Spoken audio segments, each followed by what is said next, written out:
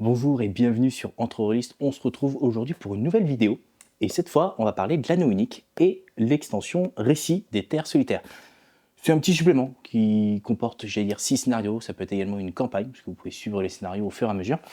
Cette présentation, je ne vais pas la faire seule. Je vais la faire avec Envat, qui va me rejoindre juste après pour feuilleter le livre et vous expliquer les scénarios. Cette vidéo est remplie de spoils. Donc en haut, pour ceux qui ne veulent pas découvrir les scénarios, je vous conseille de fuir cette vidéo. Mais avant ça, je tenais quand même à vous remercier, parce que vous êtes de plus en plus nombreux à nous suivre chaque jour. Vous êtes plus de 1300 aujourd'hui au moment où je tourne cette vidéo, et ça fait extrêmement plaisir. Donc pensez à liker cette vidéo, la commenter, la partager autour de vous, et si ce n'est pas déjà fait, follow la chaîne et activez la petite cloche pour avoir les petites notifications. Sur ce, vous l'avez compris, je retrouve Envaet, on va feuilleter ça, et on vous dit tout de suite ce qu'on en pense. Et voilà, donc on se retrouve pour le feuilletage de l'anneau unique Récit des Terres Solitaires. Je suis accompagné avec Navet. Comment est-ce que tu vas? Hello! Bah ça va pas trop mal. Voilà, donc on se retrouve, pour une nouvelle critique en duo. On avait déjà fait Warhammer 40 000. On fera d'ailleurs une suite prochainement. Mais là, on s'est dit, l'anneau unique, on l'a tous les deux, on l'a lu tous les deux. Toi, tu l'as fait jouer en plus, en tout cas quelques scénarios. Il nous semblait intéressant de vous le présenter, parce qu'il est arrivé juste un peu avant Noël. Donc on est sur un ouvrage édité par Free League et Edge en France, qui fait 112 pages, où à l'intérieur vous avez 6 scénarios qui se déroulent donc en Eriador. Exactement. Voilà. Qui est d'ailleurs toujours le seul continent qui est disponible pour le moment. Dans cette V2, tout à fait. Parce que après, si vous voulez aller dans d'autres territoires, vous avez la V1 qui est compatible en plus avec cette V2. Petite info, c'est que quand vous achetez le livre, vous avez le code PDF qui est inclus.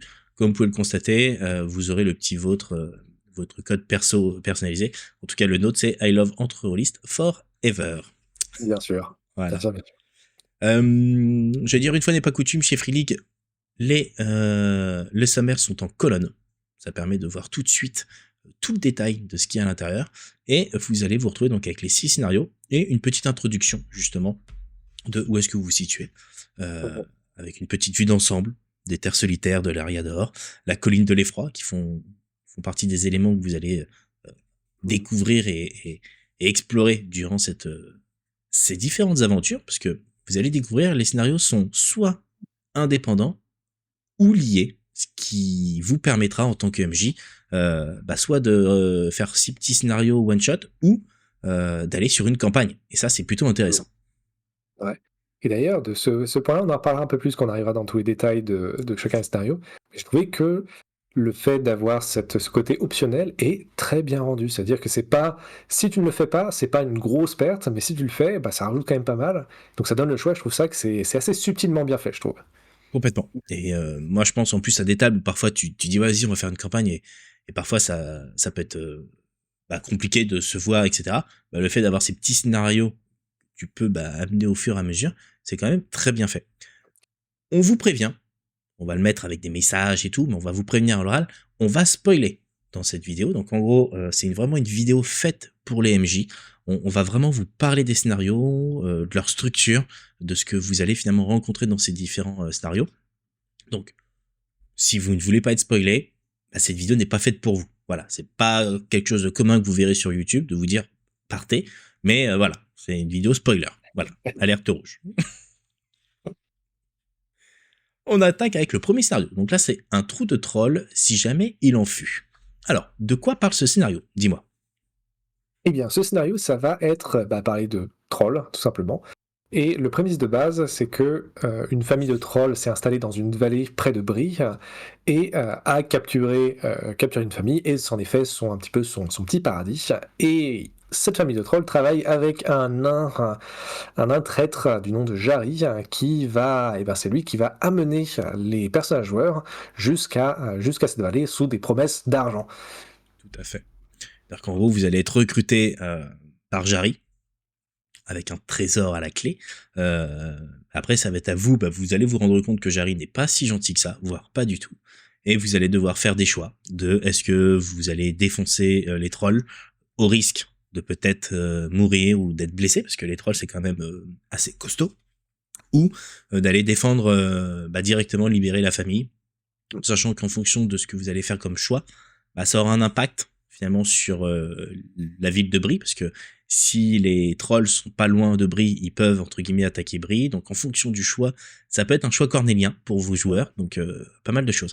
Mais déjà, je trouve qu'on commence très fort avec ce premier scénario parce que on a l'impression qu'en gros on va avoir un guide qui finalement va nous aider en mode vas-y cool, on va avoir du trésor à la fin. Et finalement, il est pas du tout, mais pas du tout de l'autre côté. Hmm. Ce qui est assez intéressant, surtout pour l'anneau unique, qui a un côté qui est finalement, qui est assez manichéen dans sa structure, parce que c'est un petit peu le thème du Seigneur des Anneaux, quoi. Et qu'on a ce côté de l'ennemi face au bien. Et là, introduire un nain qui, généralement, fait toujours partie du camp des gentils, ça va être un traître rapidement. Alors, bien sûr, après, manichéen, là, je simplifie très grossièrement, mais c'est un petit peu le thème du bien contre le mal. Donc, voilà, bon, pour tous les gros fans de Tolkien, please, ne me tapez pas dessus. Non, c'est pas le but. C'est pas le but du tout. Le scénario est découpé en 3 parties. 4, pardon, j'ai oublié. Vous verrez, en fonction des scénarios, il y en a plus ou moins des parties. Extrêmement bien structurées, et ça vous permet de savoir quoi faire avec vos personnages.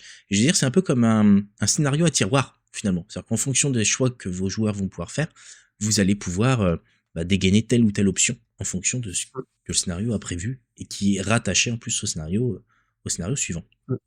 Ouais. Et pour l'avoir joué, c'est l'un des scénarios justement que j'ai joué avec mon groupe. Donc j'ai pas mal modifié surtout l'entrée, l'approche, c'est-à-dire que moi j'ai viré le nain, Jarry, parce que les personnes avaient déjà d'autres motivations pour aller à cet endroit-là. Et ce qui est intéressant avec l'approche, et on le verra dans les autres scénarios aussi, c'est que tu as un côté très bac à sable qui va ressembler pas mal au site d'aventure de Forbidden Land, donc un autre des jeux de Free League. C'est-à-dire que le livre ne va pas te donner vraiment, on appelle ça les scénarios, mais c'est pas tant que ça un scénario genre un chemin tout tracé, c'est-à-dire qu'il va vous donner un site d'aventure, et donc là ça va être la vallée des trolls, avec les différents lieux possibles, les différents personnages, et après on va avoir une section qui va nous donner quels sont tous les problèmes, quels sont tous les challenges qui vont pouvoir arriver, et ça va donc être à la meneuse de prendre ce qu'il lui veut, ce qu'il lui faut, et pour la rajouter dans le scénario. Donc ça donne un aspect assez libre et assez facilement modulable, c'est-à-dire que si vous voulez jouer, faire une partie rapide, il suffit simplement d'enlever un ou deux trolls, tu peux enlever un ou deux challenges, et je trouve que c'est une approche qui est assez intelligente. Et peut-être une autre chose aussi qui est cool, c'est que, comme tu as dit, Tig, les trolls, c'est des créatures qui sont assez balèzes, en fait, sauf que, comme la continue dit, elles ont un gros point faible. si jamais les trolls sont touchés par le soleil, donc vraiment touchés par le soleil, paf, ils se transforment en pierre. Et donc ça, quand j'ai fait jouer ça à mes joueurs, eh bien, ils auraient dû se faire tuer par les trolls s'ils avaient joué normalement, mais comme ils ont été intelligents, ils ont réussi à faire écrouler quelque chose pour que le soleil vienne jaillir sur les trolls et les transformer en pierre. Donc ça rend les combats plus ça pousse plutôt à la narration, puisque au lieu de taper sur le troll jusqu'à ce qu'il meure, tu vas plutôt chercher une solution pour le faire toucher le soleil. Donc ça, je trouve ça assez cool en termes de difficulté. C'est vraiment un très bon début d'entrée, un très bon début d'entrée, une très bonne entrée de jeu. Totalement. Et puis s'ils ont vu les films, forcément, tu penses justement à la lumière qui rend les trolls en pierre. Voilà pour le premier scénario. Pour le second, là, traînassé dans une barque. Là, vous allez vous retrouver finalement avec vos héros qui vont embarquer dans une quête maritime vers des îles mystérieuses. Ils sont attirés finalement vers ces îles par rapport à un récit de trésors et de secrets ancestraux. Toujours une quête de gloire et de trésors. Mais c'est également un scénario où l'un de vos héros va se rendre compte que finalement il a un héritage. En tout cas, il est lié à quelque chose de magique et qui aura un lien dans les scénarios finaux. Donc pareil, un scénario qui est toujours ficelé de la même manière, où vous avez plusieurs parties. Je veux dire, qu'est-ce que vous allez avoir? C'est-à-dire que dans ce scénario, l'objectif, c'est de récupérer une arme magique, clairement. D'élucider le mystère de pourquoi est-ce qu'il est lié justement à cette légende héroïque. Différentes épreuves que vos joueurs vont devoir vaincre dans l'ombre, toujours pareil, parce que les seigneurs de Sauron ne sont pas très loin. Donc un scénario, j'allais dire un peu comme dans les séries télé, c'est l'épisode 2 qui qui t'aide à lancer la saison 3. Bah là, c'est un peu pareil. C'est clairement un Ouais. épisode numéro 2 qui n'est pas là par hasard. Il est là pour la suite, clairement. Ouais. Parce que on parlait justement du côté du fil rouge tout à l'heure de ce qu'il lit. Et là, c'est ce qui va introduire l'un des principaux fils rouges, c'est que l'un des personnages est l'héritier d'un héros qui a échoué. Et tous les scénarios vont être, à partir de celui-là, ils vont commencer à pousser encore un peu plus cette narration, cette narration de l'héritier de plus en plus loin. Et bah, ça va se répercuter dans tous les autres scénarios. Et donc je trouve que là encore, c'est très subtil. Ça peut être un peu lent, parce que c'est un scénario entier qui va être juste pour récupérer cette arme-là. Mais bah, je trouve que c'est encore une fois dans le thème de Tolkien de prendre son temps. Surtout que là, d'ailleurs, il y a une petite partie qui va être un voyage maritime qui peut être plus ou moins long. Encore une fois, le voyage, c'est l'un des points forts de ce jeu, je trouve. C'est de pouvoir retranscrire ce côté du voyage qui est aussi une thématique assez chère à l'univers du Seigneur des Anneaux. Et donc, c'est un scénario t'as du voyage, t'as des mystères, t'as cet ancêtre et ce côté que, comme quoi, dans la Terre du Milieu, il n'y a pas de hasard, tout est destiné. Donc je trouve que ça marche encore une fois. Très bon scénario. Celui-là, je l'ai pas encore joué, mais je me le prépare à l'ajouter dans ma campagne. Donc très bon, encore une fois, un très bon ajout. Ils l'ont vraiment très bien ficelé. C'est-à-dire que tu l'as dit, il peut être perçu comme long pour les joueurs. Mais il est pas là par hasard. Donc en gros, ça va être aussi à vous. Après, il est long, mais il y a quand même pas mal de monstres à tuer. C'est-à-dire que vous allez tomber sur des chauves-souris, vous avez des liens avec des informations en lien avec le roi sorcier. Enfin, vous avez pas mal d'éléments en lien avec les généraux de Sauron. Donc forcément, ça permet aussi de rester captivé par l'histoire par vos joueurs. Parce que on vous en a déjà parlé dans l'Œil unique, mais c'est pas une adaptation des films qui finalement peut être très dynamique. Là, on part sur les livres, donc c'est parfois très long, c'est un voyage, c'est épique, mais dans la longueur. Donc là, c'est plutôt bien fait pour que justement vos joueurs restent captivés par ce suspense en mode mais qu'est-ce qui va se passer et pourquoi je suis lié à tout ça et quelle est l'arme magique que je vais obtenir à la fin. Sur le troisième scénario, là, on va arriver sur justement des rois de petits royaumes. Alors, dans celui-ci, dis-moi tout. Ouais. Alors celui-ci est plus simple. Je pense que ça peut être. Ça m'étonne d'ailleurs qu'il ne soit pas le premier chapitre de ce livre, puisque là, le prémisse c'est assez simple, c'est que. Ouais, je te vois que tu ouvres la bouche, tu veux dire quelque chose. Dis-moi tout. Ouais, non, j'allais dire, moi je comprends pourquoi il est pas en premier, tu vois. Le mettre celui-ci en premier, tu serais resté sur ta fin, en mode ah c'est tout, tu vois. Dans ce sens-là. Ouais. Ok. Donc, scénario, c'est que il y a des rumeurs comme quoi Gandalf serait en train de faire des méchanteries dans le coin et se préparer à ensorceler des jeunes gens dans une quête qui n'aurait pas de sens.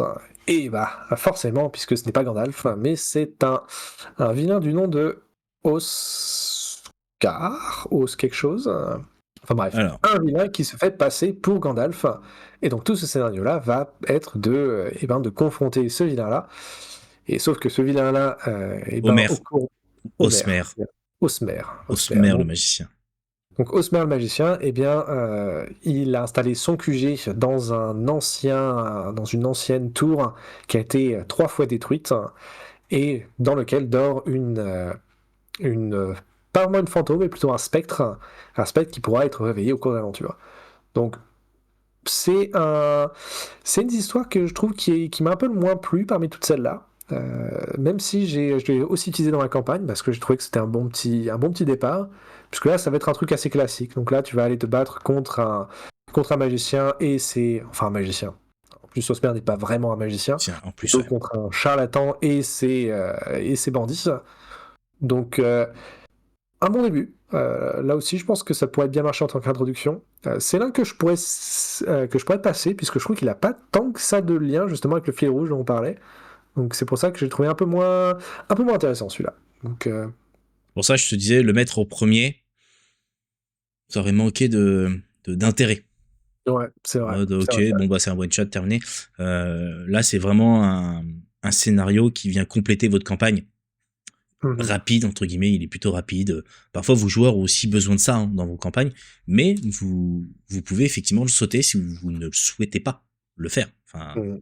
il faut clairement pas se bloquer en disant si, il faut absolument le faire. On vous l'a dit, hein, c'est 6 scénarios qui peuvent être faits indépendamment, ou que vous pouvez transformer en campagne. Après, à vous de les relier comme vous le souhaitez. Donc on arrive là sur le quatrième. Sur le quatrième, où là, ne pas frapper sans nécessité. Dans celui-ci, vous allez avoir les héros qui vont devoir escorter un hors-la-loi, John le Cabri, vers Tarbad, où il va devoir être jugé pour ses crimes. Et en gros, dans celui-ci, on va se rendre compte qu'en gros, il détient des informations sur un complot. Sur un complot qui implique les agents du Mordor, mais qui sont infiltrés en plus dans la région. Donc on a ces informations-là. Pendant le voyage, il va essayer de nous convaincre qu'il peut nous aider à déjouer la menace, etc., etc. Ça va être à nous, enfin en tout cas nous, vos joueurs, les héros, de décider s'ils respectent leur mission ou s'ils s'écartent pour enquêter sur ce qu'il avance. Moi, je l'ai trouvé plutôt pas mal celui-là. Ouais. Parce Par que contre, c'est surtout que je le trouve pas mal parce que dans un groupe de joueurs, t'en as toujours qui vont se dire ouais vas-y on le croit, on arrête la mission, et d'autres qui vont dire non on reste droit. Donc ça va créer de la distance ça va être très drôle. Ouais. Mais celui-là, c'est un. Je trouve que c'est un peu. Free League, parfois, ils abusent un peu. Ah pourquoi? Parce que ce scénario-là se passe donc à Tarbad. À Tarbad, qui est l'une des villes. Une ville qui, d'ailleurs, je crois qu'elle n'est elle est pas du tout montrée dans le film. Et je crois qu'elle doit être mentionnée une fois dans le livre. Et donc, il n'y a pas beaucoup d'informations. Et dans ce scénario-là, il n'y a pas beaucoup d'informations. Par contre, dans Ah oui. Et oui, ce le que je veux dire. bouquin, qui n'est pas encore traduit, mais qui, en anglais, Si. il est traduit celui-là, Les ruines de l'ancien monde. Oui, il est traduit. Ah, il est traduit. Ah. Dans celui-là qui est traduit, eh ben, Tarbad est présenté, il a un chapitre entier pour elle. Et je vous invite à aller voir la vidéo de présentation que j'ai faite, et qui est moins complète que celle qu'on est en train de faire avec Envaet. Mais en tout cas, effectivement, Tarbad est présenté dès le début, en plus de l'ouvrage. Donc oui. Alors, c'est pas Free League. C'était déjà le mode de fonctionnement de la gamme l'anneau unique avant que Free League le récupère. C'était toujours un supplément de zone et un supplément avec des scénarios. Dans les royaumes du royaume perdu, faut juste que je me le remette vite fait en tête, mais en gros tu n'as pas de scénario.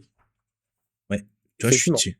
Tu n'as pas de scénario. Ce n'est que des lieux d'aventure, du lore, j'allais dire, pour justement aider le MJ soit à écrire lui-même ses scénarios, ou justement dans le genre de cas d'avoir du potentiel. Donc c'était déjà le cas sur la gamme d'avant, où ça pouvait effectivement paraître frustrant, mais en fait ça permet d'avoir des petits ouvrages moins chers, mais ça fait un livre de plus avec un livre de lore, un livre de scénario, mais le truc c'est qu'il te les faut pour pouvoir jouer avec. Je me souviens, tu vois, il y avait le rire du dragon, mais il me fallait absolument le mont le mont solitaire en livre. Donc tu vois, mais c'est pas Free League. C'était déjà le mode de fonctionnement de la gamme auparavant. Voilà. Parce que ce scénario-là, si tu n'as pas lu le reste de Tarbad, parce que Tarbad est une ville qui est vraiment super intéressante, je trouve, qui a aussi une historique, et c'est d'ailleurs un autre point que je trouve qui est encore un point fort pour ces bouquins-là, c'est que les informations qui sont données dans ce bouquin, ils n'hésitent pas à aller assez loin dans l'historique. C'est-à-dire que pour chaque ville, ça va expliquer, ou même pour chaque scénario, ça va expliquer un peu en détail quels vont être, qu'est-ce qui s'est passé avant, quels sont l'historique du lieu, et même par exemple pour l'histoire du premier scénario avec les trolls, il y a quelques sections qui expliquent quelle est cette vallée, qu'est-ce qu'il y avait avant, c'était quelle faction il y avait à cet endroit-là, pourquoi ils sont disparus. Donc il y a ce côté toujours très historique qui arrive. Et là, dans Sarbad aussi, ça va être, ou Tarbad, hein, ça va être la même chose. Mais c'est vrai pour ça que là, je me suis dit, tiens, il manquait un petit peu un peu plus d'infos dessus. Donc voilà, donc c'est un peu dommage. Mais sinon, le scénario est pas mal. Un peu compliqué, je trouve, à mener. C'est le plus récent que j'ai joué avec mon groupe. Et j'ai trouvé que c'était Il me manquait peut-être un peu plus de détails, justement. J'aurais aimé avoir un peu plus d'aide, parce que c'est une ville entière, mais c'est assez dur, j'ai trouvé, de bien connecter un peu les choses. Donc au final, j'ai l'impression, quand je fais mon scénario, j'ai l'impression de faire que la moitié du scénario, parce que les joueurs ont juste opté pour s'infiltrer entièrement pendant de nuit, ne pas du tout interagir avec le maître de la ville, où il y avait censé avoir quelque chose, il y a censé avoir une audience et tout un côté un peu social. Et là, mes joueurs se sont dit, bon, on va skip. De toute façon, les rangers ne sont pas, les rôdeurs, pardon, ne sont pas autorisés dans cette ville-là. On a un rôdeur avec nous, donc on va y aller en mode filou, et on va passer cette ville. Et donc le scénario est tombé un peu, euh, un peu court. Mais par contre, je crois que c'est l'un des scénarios qui a le plus d'impact pour renforcer ce fil rouge, Oui. puisqu'il va amener directement à la suite avec ce quatrième chapitre de Merveille du monde septentrional. 5e. Cinquième, C'est le 5e chapitre. cinquième, pardon, je ne sais pas lire. Non, mais c'est pas grave. Dans celui-ci, encore un nain, j'allais dire. Mais cette fois, c'est Floki. La mission de Floki.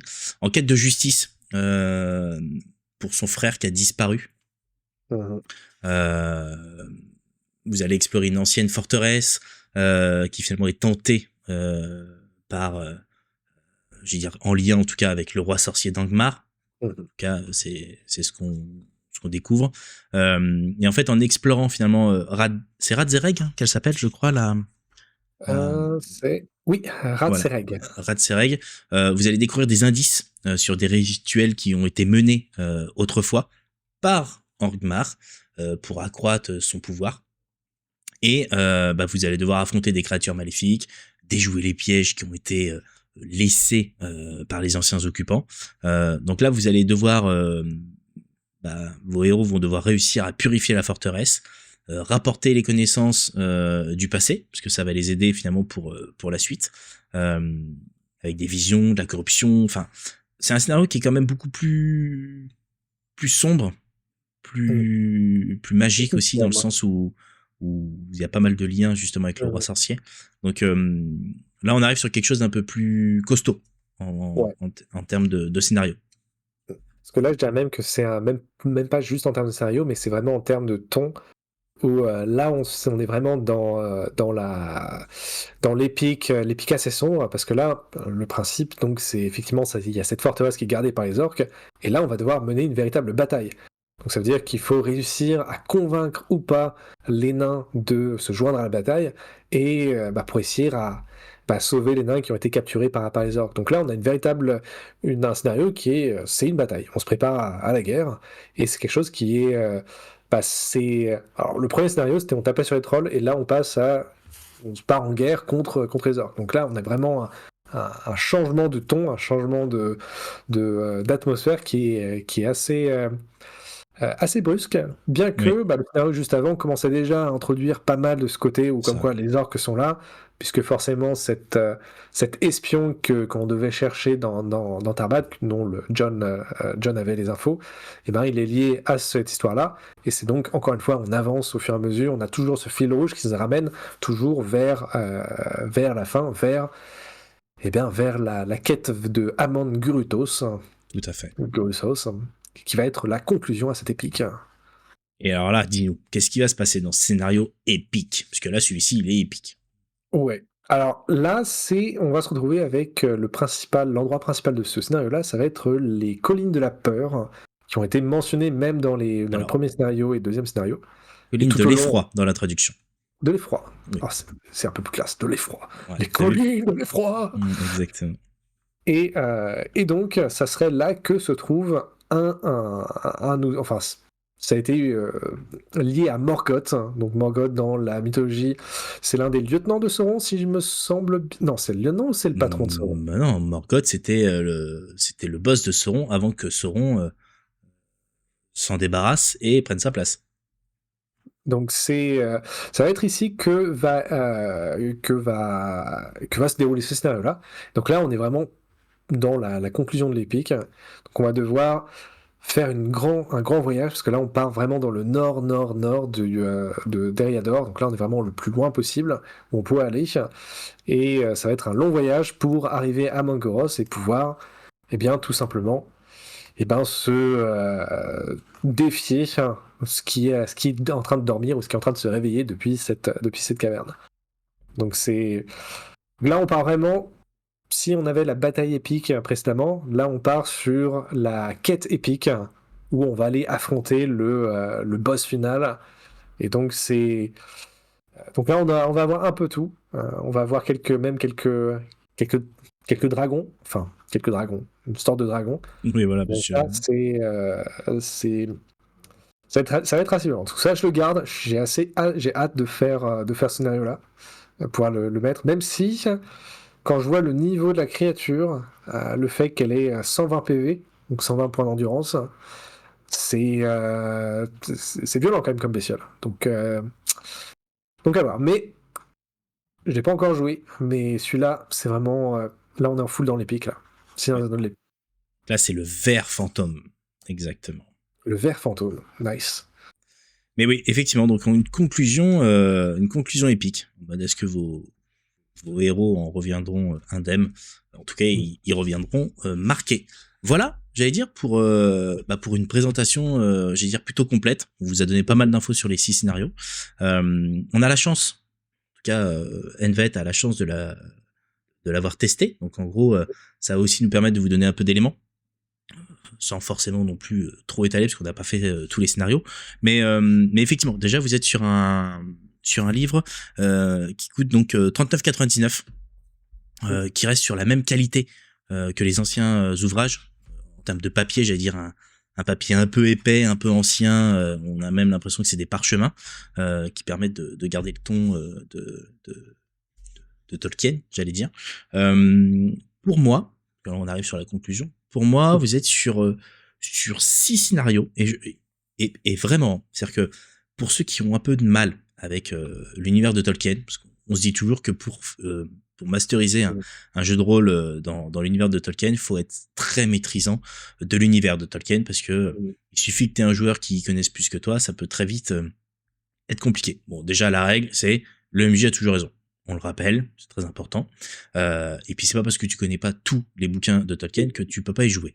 Mais ça peut être un frein pour beaucoup, parce qu'ils vont vouloir se raccrocher au film, et ça peut parfois tourner en rond.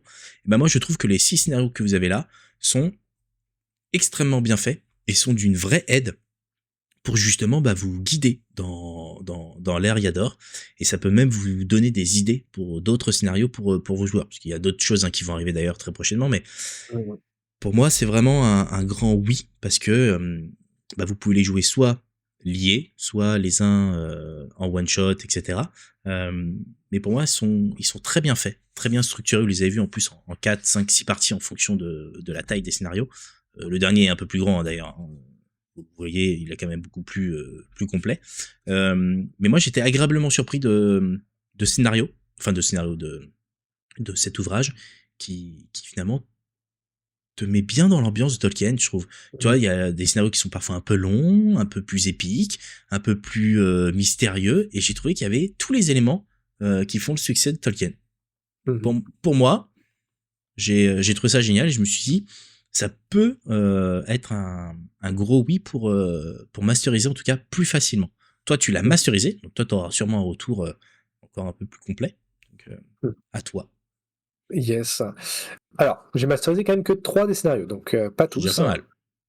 Mais moi, ce que j'aime beaucoup dans ce bouquin-là, c'est la variété des scénarios. C'est-à-dire qu'on a vraiment... On va partir dans tous les coins d'Eriador.